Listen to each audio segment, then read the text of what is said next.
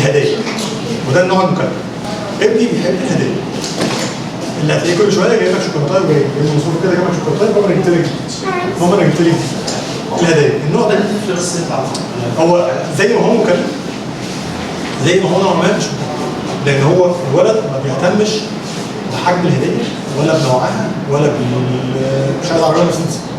طب جبت له عربيه لعبه ب 2 جنيه هتبسط جدا، هو مجرد ان انت فكرت فيه وجبت له هديه بس. هو ده كل اللي هو عايزه، فكرت فيه وجبت له هديه، حتى لو شوكولاته صغيره من 2 جنيه دي مفيش حاجه ب 2 جنيه دلوقتي طبعا.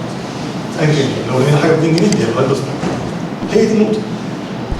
حجم الهديه، سعر الهديه، وات ايفر ايه نوع الهديه، الفكره مش في الهديه، الفكره في ان انت فكرت فيه، ان انت افتكرته، ان انت جبت له هديه اصلا.